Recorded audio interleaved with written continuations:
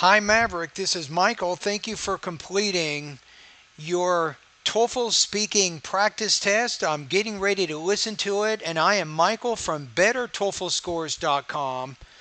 I have the actual IBT rubrics right here to score your response. Let's take a look at the email that you sent me here.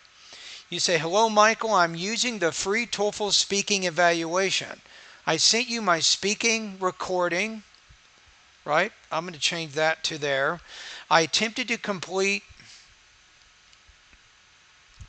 you want to maybe put this task, you're missing a word in there. I attempted to complete this task like in the real TOEFL exam, 15 seconds to prepare my answer and 45 seconds to speak. I hope that you can give me some feedback to improve. Thanks in advance, Mavrick. That's what I'm going to do right now. I love that name, by the way. That's got to be one of my all-time favorite names for English speakers. Speaking task is: do you agree or disagree with the following statement? Is it more enjoyable for students to read works of fiction, such as novels and stories, than nonfiction? Use specific examples and details to support your response. Okay, so I have the actual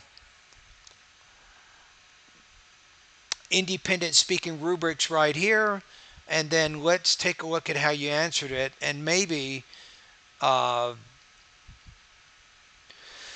going to listen to your practice test the first time without making any comments at all, and then the second time I will give you more specific feedback so you can see. The question is, what improvements, if any, do you need to make with your delivery, language use, and topic development? And remember that this is a free TOEFL speaking evaluation. Do not abuse this service, so you can only get one practice that's evaluated for free.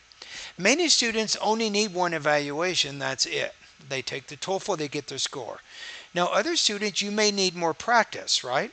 So if you like the feedback I'm providing, I have a TOEFL speaking and writing feedback service that you can learn more about by going over to my website at bettertoeflscores.com. You can learn about that service here.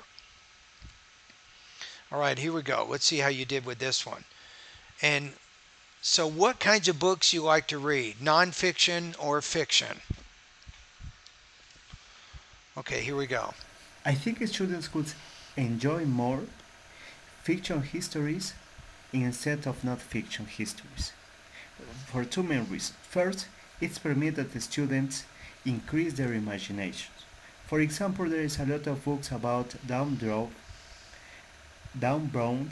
who writes different conspirations around the world. And some famous conspiration that he talked is about a group called Illuminati, who people say that they control the world.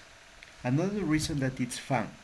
For example, Shakespeare wrote different novels, and one of them most famous is Romeo and Juliet. The manner that this couple made love is so fun. Okay, I'm thinking two, two, two, two, two, two. I don't think you're even in the three area here. Why is that? Listener effort is needed because of unclear articulation, awkward tone, or choppy rhythm or pacing. That's it. That's a two. Now, also, when we look at two, I'm thinking about language use, I think is also two. I'm going to put the response demonstrates limited range and control of grammar, which prevent full expression of ideas. Mostly basic sentence structures are used successfully. And then when we get to the last part, this is what we call topic development, right?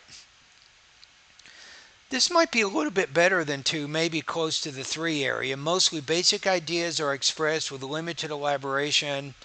I'm going to put you between 2.0 and 2.5, so I'm going to say maybe 17 to 18 points out of 30 on this practice test. That is my estimation right now. All right, let's listen to it one more time. I think students could enjoy more fiction histories instead of non-fiction histories for two main reasons. First, Okay. I would have a little bit longer pause after the sentence and before you get to first, right? That helps you with your pacing. I'm having trouble understanding everything there too. Let's I think students could enjoy more I think children could. fiction histories instead of not fiction histories for two main reasons. First, Okay. it's permitted the students increase their imaginations. For example, there is a lot of books about Instead of it, say reading nonfiction books will improve the creativity of students. Maybe say something like that. Down Dan Brown, who writes different conspirations around the world. And some famous conspiration that he talked is about a group called Illuminati.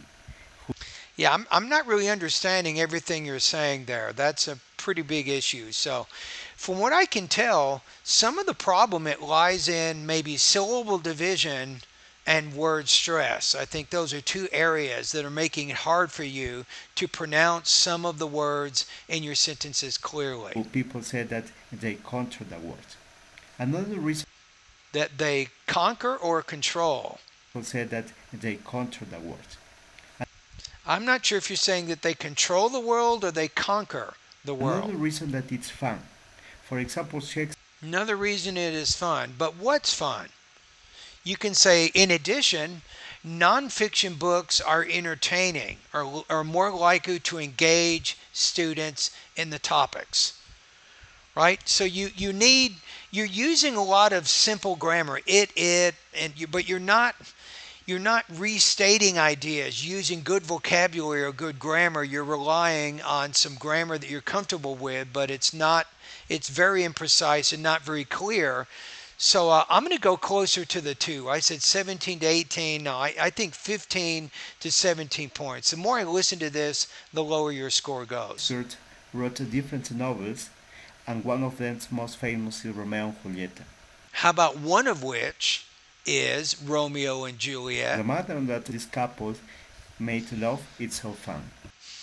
No, it's just so basic. Your grammar, you're very limited. There is no doubt you have limited range and control of grammar and vocabulary. That is exactly one of the main reasons, in addition to your delivery and topic development, is why you're scoring 15 to 17 points out of 30 on this.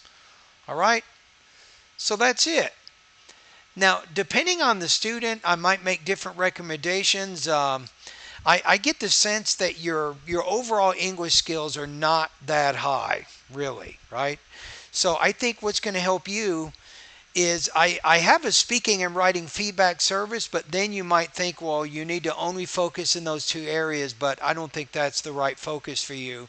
I have a 3 month TOEFL course. It's probably the best fit for you based on your current English abilities. You can learn more about this course. Go over to onlinetoeflcourse.com, kind of scroll down, find the 3 month TOEFL course. That I think is the best course for you. You still get the speaking and the writing feedback, of course, right? But you can also focus on other areas that you need to focus on to improve your English. For example, the 3 month TOEFL course gives you a lot of practice each week in the 7 skill areas: vocabulary, pronunciation, grammar, reading, listening, speaking, writing. So you get feedback. Actually, you get a lot of practice and lessons in those 7 areas. And you also get feedback either by taking self scoring quizzes or by sending me speaking and writing practice exercises for feedback. Alrighty, so those are my recommendations for you, and thank you for completing this practice test.